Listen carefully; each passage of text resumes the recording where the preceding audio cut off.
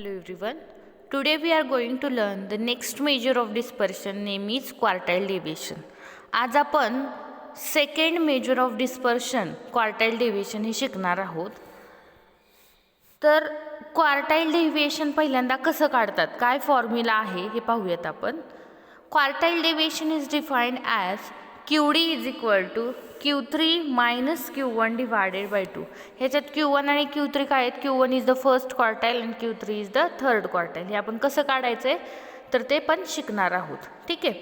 नंतर आहे relative measure of quartile deviation. ह्या क्वार्टाइल डेव्हिएशनचं रिलेटिव्ह मेजर काय आहे? जसं रेंजचं होतं कोइफिशियंट ऑफ रेंज आणि फॉर्म्युला होता L minus s divided by L plus s. तसंच relative measure of quartile deviation चा फॉर्म्युला काय आहे? Coefficient of quartile deviation is equal to Q3 minus Q1 divided by Q3 plus Q1, where Q1 is the first quartile and Q3 is third quartile. ठीक आहे.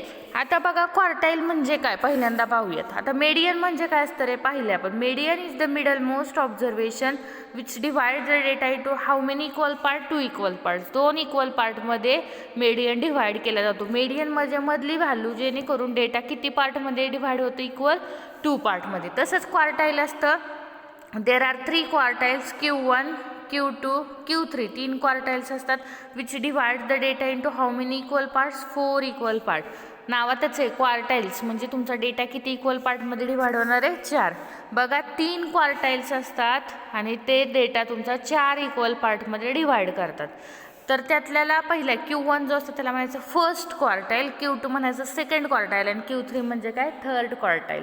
ठीक आहे. तर हा Q3 आणि Q1 आपल्याला लागतो for finding the coefficient of quartile deviation आणि क्वार्टाइल डेव्हिएशन काढायला आपल्याला लागतो. ठीक आहे. आता आपण लक्षात घ्या for ungroup data, group data आणि कंटिन्युअस डेटा हे फॉर्म्युले सेम आहेत. क्वार्टाइल डेव्हिएशन कसं काढायचं? Q3 minus Q1 divided by 2 and coefficient of quartile deviation Q3 minus Q1 divided by Q3 plus Q1. हे अनग्रुप डेटा, ग्रुप डेटा आणि कॉन्टिन्युअस डेटासाठी सगळ्यासाठी काय आहे? सेम फॉर्म्युला आहे.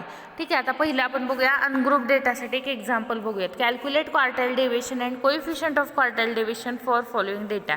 डेटा कसा दिला आहे? 26 30 35 5 6 7 9 20 40 45 11 18 15 49 अँड लास्ट इज 60. बघा मेडियन जसा काढतो तसाच क्वार्टाइल डेव्हिएशन काढत. मी सांगितले मेडियन म्हणजे काय? मधली व्हॅल्यू जी किती पार्टमध्ये डिवाइड केली ते डेटा 2 इक्वल पार्ट्समध्ये.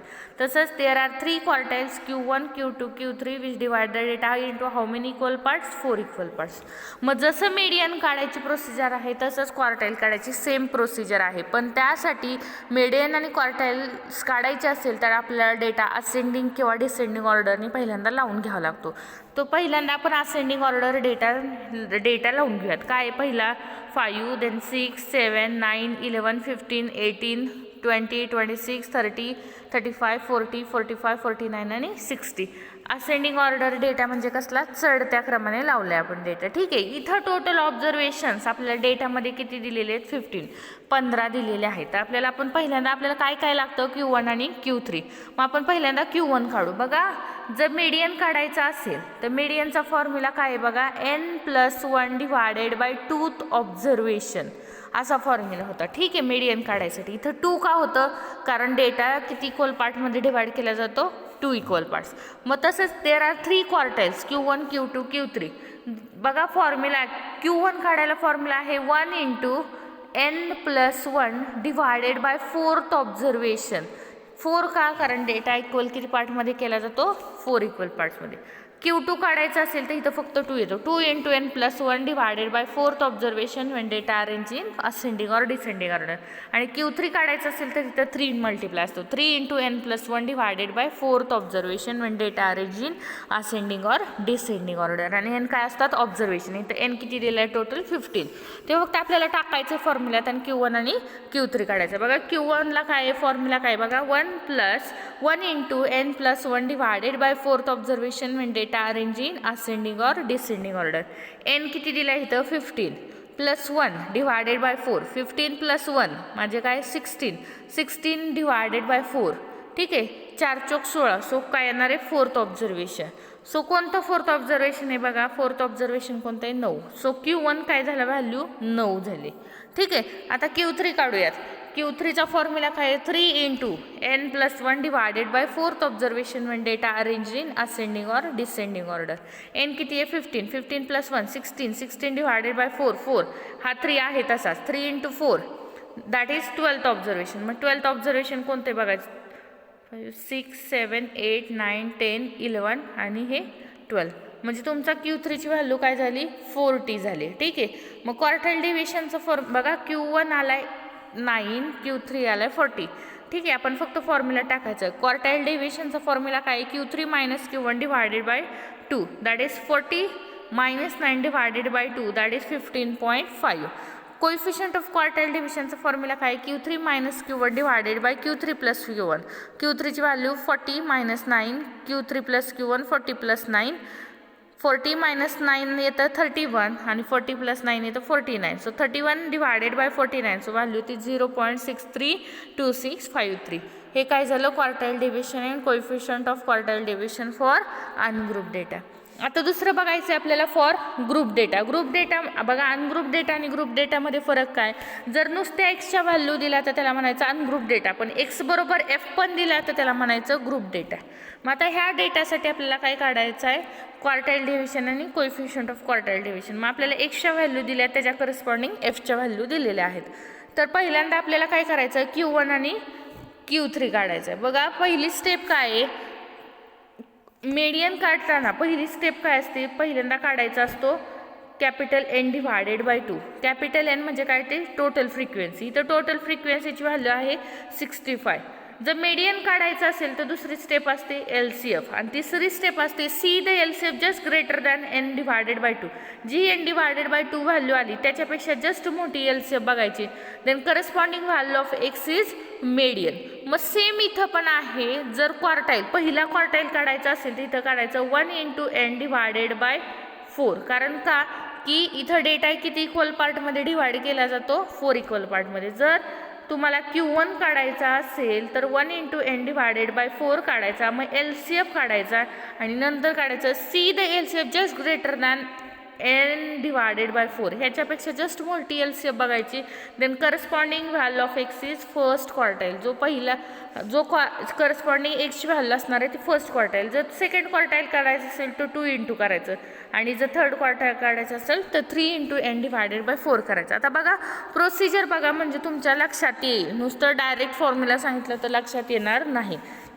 आता इथं बघितलं आपण कॅपिटल N किती येतोय 65. नंतर आपण LCF काढून घेऊया. पहिल्यांदा LCF कशी काढायची, पहिली फ्रिक्वेन्सीची व्हॅल्यू आहे तशी, सो 2 ॲज इट इज.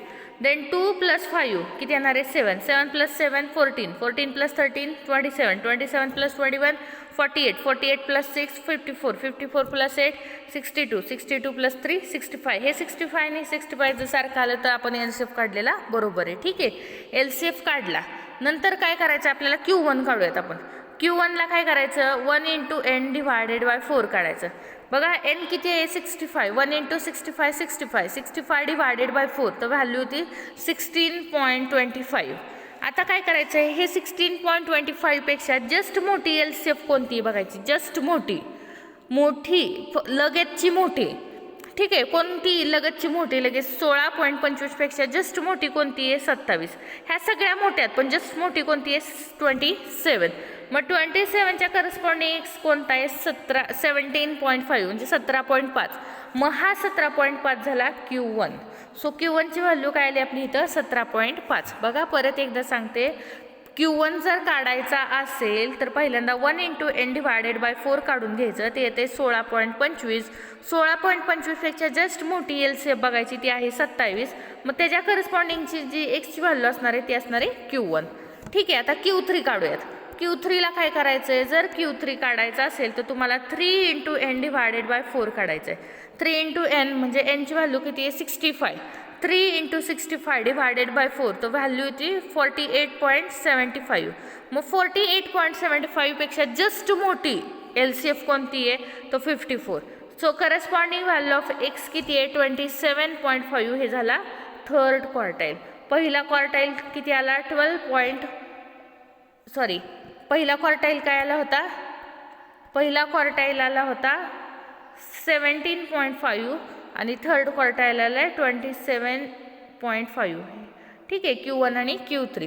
आता ह्या व्हॅल्यू जस्ट आपल्याला काय करायच्यात, पुट आउट करायच्यात फॉर्म्युलामध्ये आणि क्वार्टाईल डेव्हिएशन आणि कोएफिशियंट ऑफ क्वार्टाईल डेव्हिएशन काढायचं आहे. ठीक आहे, बघा Q3चा फॉर्म्युला काय आहे, Q3 - Q1 डिवायडेड बाय 2.